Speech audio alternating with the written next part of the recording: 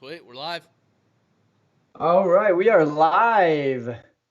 Welcome, everyone out there, entrepreneurs, small business owners, hustlers, people that are grinding.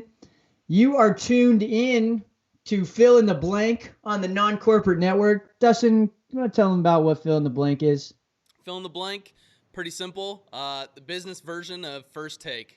We got six different topics. Chaz and I will debate them on whether they're good, bad, give our views in the span of 3 minutes. And it's the most relevant news or the biggest headlines that are in business news, and two people that aren't, going gray, doing a little bit of balding, a little bit, getting older, but it's not your typical CNBC, Fox Right. Business News type of news. It's business news for the modern day consumption.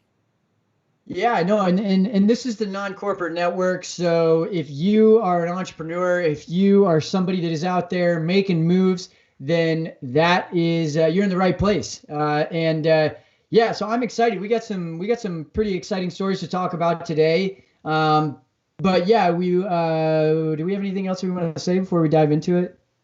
Nope. I think we Sweet. just dive right in. Hey, yeah, that's how we do it.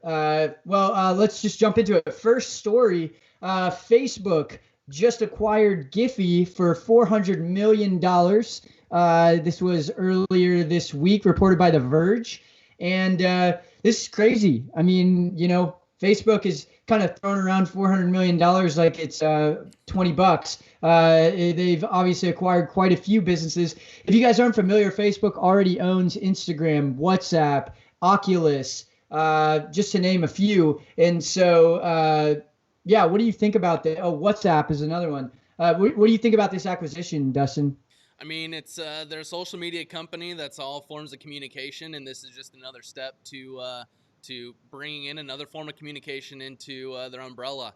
I know I never used to use them, but I noticed myself using them a bit more frequently. I mean, there's just so much more you can communicate in a more entertaining way rather than just typing text. And I think that what is it, 80% of Giphy's traffic comes from Facebook. So I mean, I think it's a move that makes sense. I mean, I mentioned recently that they might be trying to go too far out of their lane, but like I said, it's another form of communication, and that's all they're trying to do is just own all the digital communication that happens on social media and across the website. I mean, are you for or against this acquisition? Bust them up, bust them up. Get out the trust busters. This is the Sherman Antitrust Act in 1980 broke up Standard Oil, broke up AT&T. How is Facebook any different? I mean, I'm all for capitalism. I'm all for these social media companies and what they're doing for commerce and for business, but you know, we've gone a step too far here. I think 80% of world social media revenue is owned by Facebook. And I think that, as I mentioned, these family of apps that they've got, it's only going to continue to grow. They've really strategically set themselves up to continue to grow, like with things like Oculus and VR and AR that are poised to grow. And so, it's not going to they're not going to have any less market share. Like it's only going to grow bigger and bigger. So, I think we forget that Mark Zuckerberg owns 30% of this entire entity of pretty much a giant soup of everyone's data, like 3 billion people's data. And so, I think, one man's got too much power. This is something that we got to address. So I've got to say, bust them up. Let's have a little bit more competition in the social media I space. mean, they got shareholders they gotta speak to. So you're either growing or you're not, and shareholders don't like when companies are not growing. So got to keep Well, doing everything you shareholders can. like when you break the law, apparently, because they've broken the law. I mean, this is why are you making laws? This antitrust policy has not been enforced in 40 years or 50 years. Like, there, this, it's gone too far, I think. Yep. Only time will tell. Let's see what the federal government can do. That's Dustin's transition. uh, Okay, next story here. Bing ads generate $7 billion a year, just Bing ads, not even Microsoft's entire ad network. That's 3 times the amount of ad revenue that Twitter generates, making Bing the fourth largest U.S. online advertising entity. What are your thoughts about this? I think this number is going to surprise a lot of people. It surprised me. Yeah, I know it definitely surprises quite a bit of people. I mean, it's surprising to me as well. I mean, hear it all the time. Well, my audience isn't on Bing, so why would I pay there? But I mean, at the end of the day, there's a lot of companies. There's maybe an older demographic that when they buy a non-Apple computer, that the default browser is Bing, and they use it. And so, I mean, there's a lot more consumption than people realize, and I think it's undervalued. The cost per clicks, the cost to reach people is much more expensive on Google, especially on the B2B side of things. Microsoft owns LinkedIn, and so you could target a particular keyword and then bring in LinkedIn data, so you could target only particular companies, job titles, whatever it may be. So I think it's far more valuable and strategic than most people see it as. But I mean, Yeah. what surprises you about the numbers? I mean, I think that we've always kind of heard that Bing traffic equates to maybe, I don't know, 10 to 15% of total web traffic, which at first glance is not really meaningful. But then you start to realize how much web traffic there really is, how many people have access to it. 5.6 billion people out of 7.7 billion people on the planet have access to the internet. And so, this is something that is accessible. Obviously, Microsoft's a worldwide company, and so they have penetration outside of just the US. I look at this, but I think it's one more channel of advertising. And the oftentimes when marketers mess up or when businesses mess up is that they try to spread their spend across so many different channels, run so many different simultaneous tests that they don't end up getting, the data that they need or the insights that they need to be able to adjust their campaigns. So I think that just tossing Bing into your strategy without really putting an emphasis on it and spending time to understand what the actual CPMs really look like and what's a good deal and what isn't.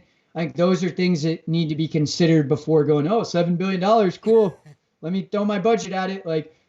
So that's my personal opinion on that. Yeah, I mean, it's just like everything else. I mean, to your point, it's another channel. It takes time, it's bandwidth, and I think the trouble that most people face is they have 80% of their eggs in the Google basket, and then try and allocate another 50% over to Bing, and now you're over the Right. 100% threshold. So I think it's a matter of you only have 100% of your time. It's how can you diversify that into different channels, and how can Right. you grow to it? I mean, if you're going to want to continue to grow, you're going to have to figure it out. At the end of the day, there are people on Bing, there are people searching for your Right. product or service. So it's a matter of figuring out how to grow into it. Yeah, I mean, it is an intent-based kind of thing, so it's not going to be a waste. You're paying for people that have searched exactly what you want to show up for. So I don't think it's ever going to be a bad strategy. But yeah, no, I think interesting stuff there. Moving on, squad shopping. I don't know if anybody's heard of this trend.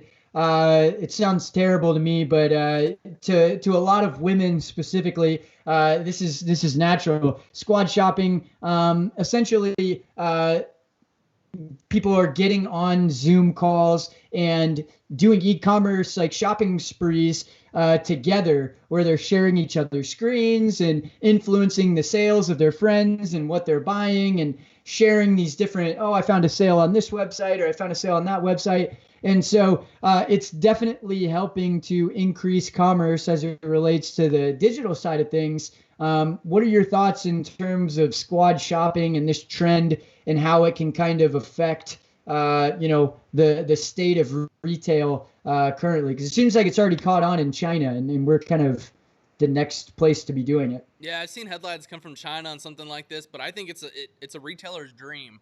I mean, if you could get other people surrounded with each other, I mean, you always hear it. Oh yeah, that looks great. Just go ahead and buy it. I mean, how many husbands, boyfriends are like, no, don't go shopping with them. You always come back with way too much.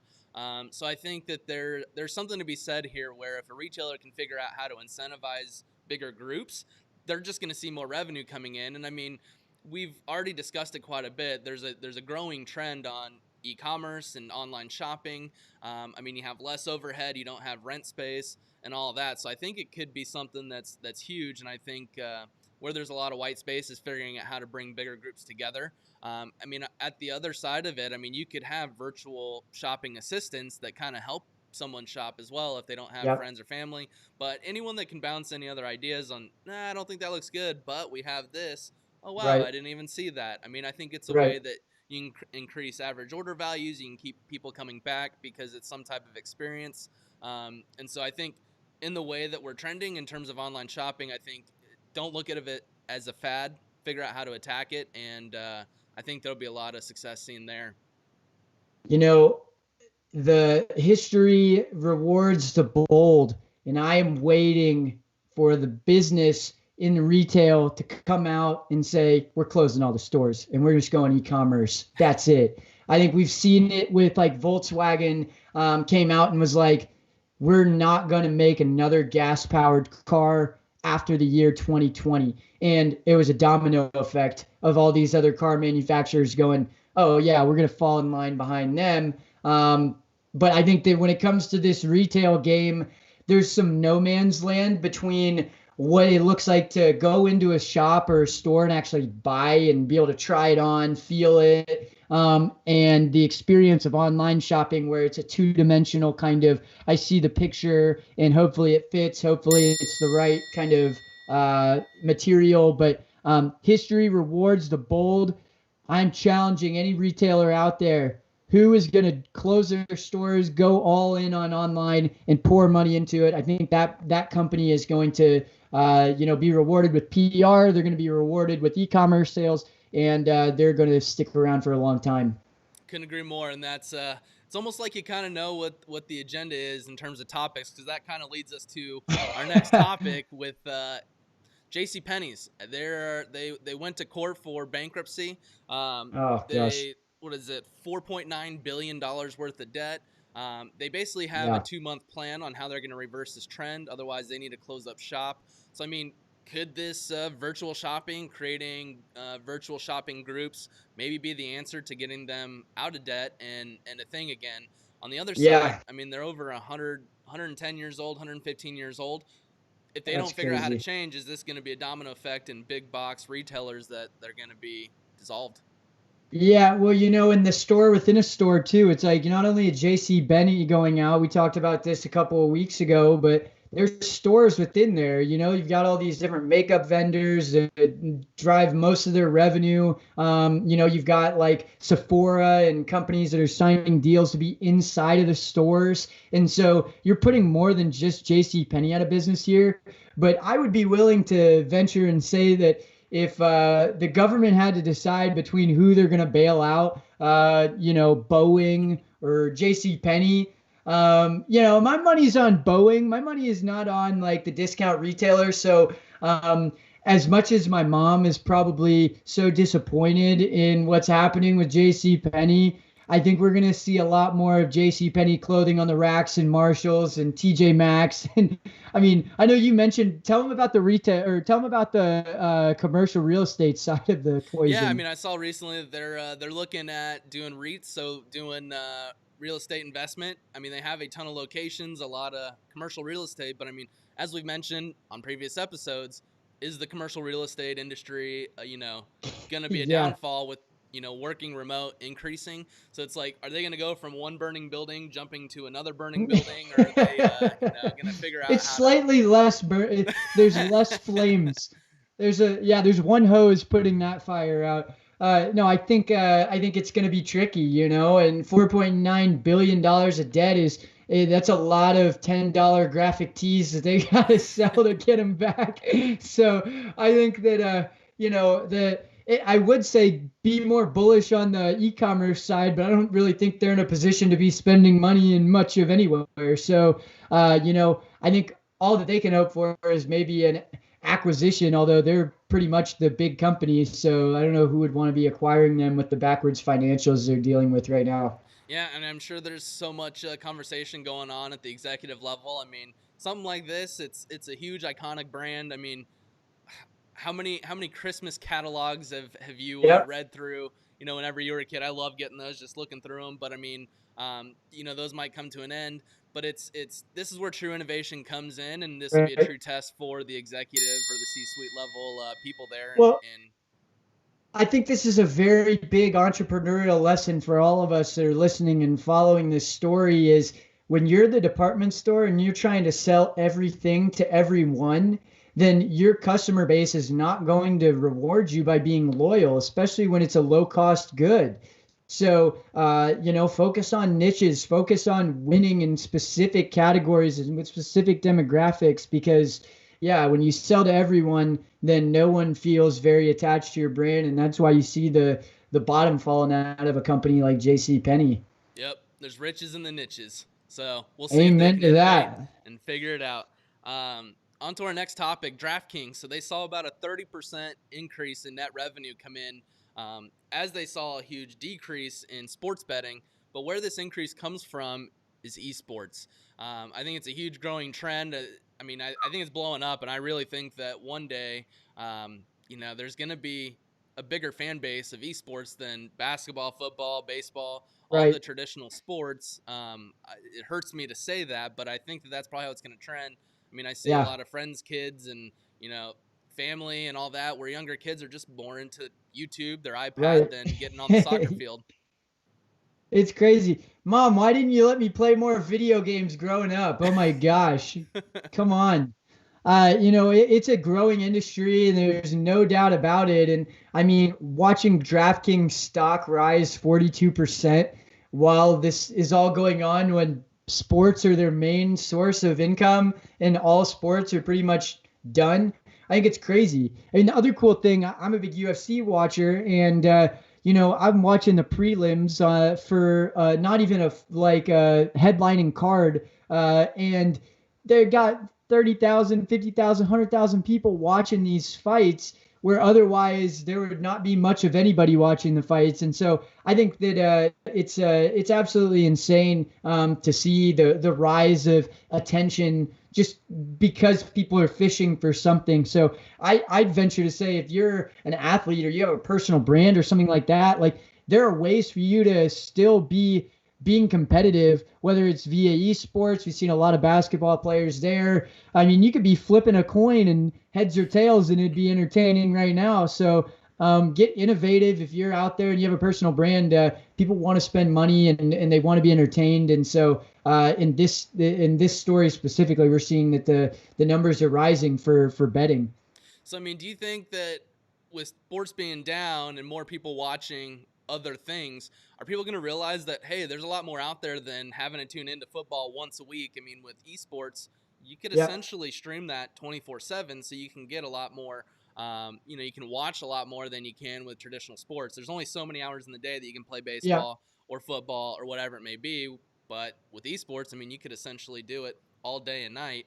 Um, I do you mean, think? riches are in the niches, right? That's it. That's the whole thing. If I mean, I love football because I played football, and so it's like I have that connection to it. A lot of these kids growing up now have either like they are drawn more towards the video games that they play. You want to watch something that you play. I know you're a big baseball guy, and so it's more fun for you to go to a baseball game than someone that doesn't play baseball. And so that's kind of what we're seeing is that people are want to follow what they're familiar with and what they care about.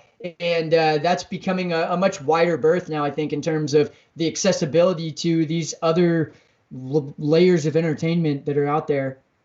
Yep, yep. And it's easier to give a kid an iPad to play a game rather than put on a glove and go play catch. And so I think it's only inevitable that that attention is just going to Hey, grow, and we're going to see the downfall in sports. we're here in Arizona and Scottsdale. It's nice, man. I'll throw a baseball. I'll throw a football. It's I'm happy to not be farther north or something like that. Exactly. So on to our final topic. So airline travel. It's up 63% month over month in May compared to April, but it is still down 93% year over year.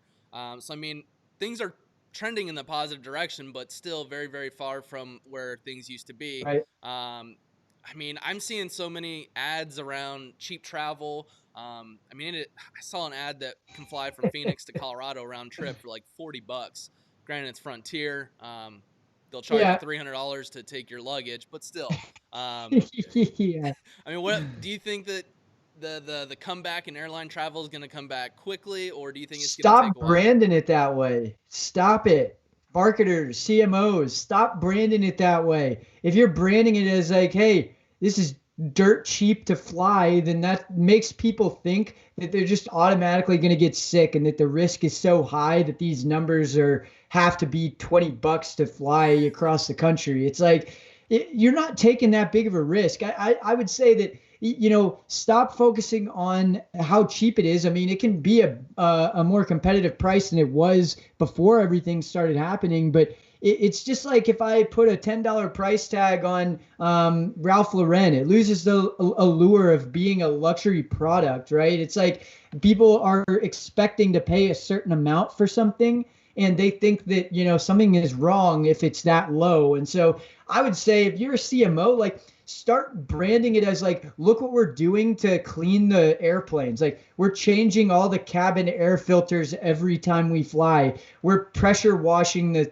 seats every time that we fly, and we're spreading out the flights so we have more time to clean the planes. Like traditionally I'm in row 45, and by the time that I'm off the plane they're already to row 30 cleaning it. It's like you spent 10 seconds on each row. What are you doing? So like I don't have a lot of faith right now that they're cleaning the planes properly.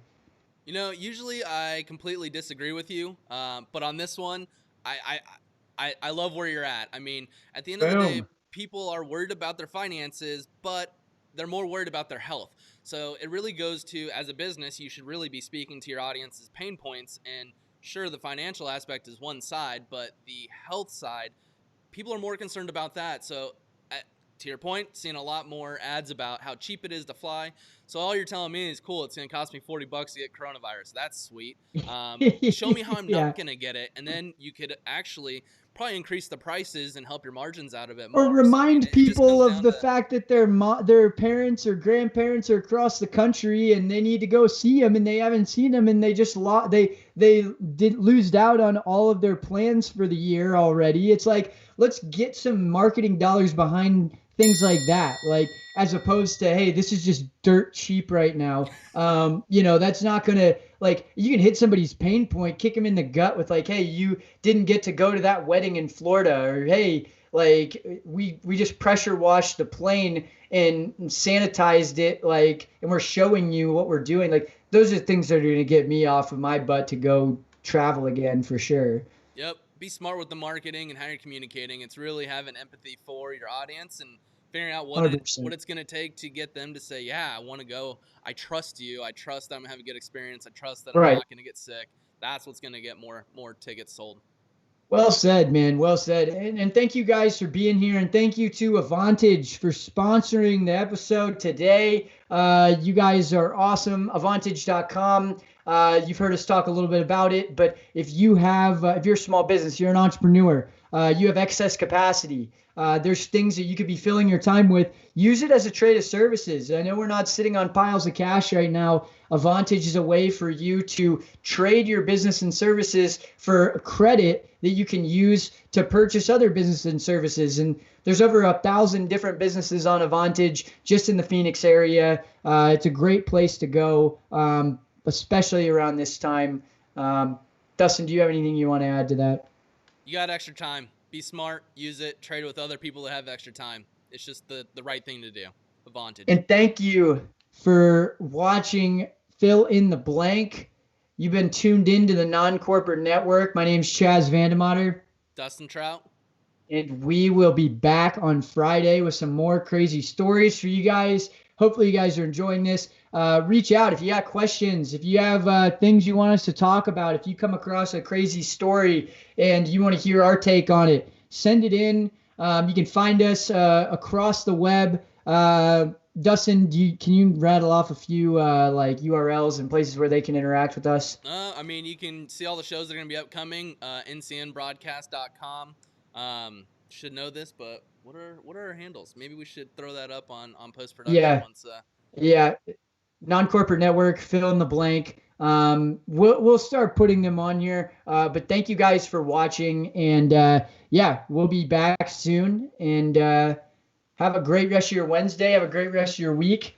And that's about all I got. Yeah.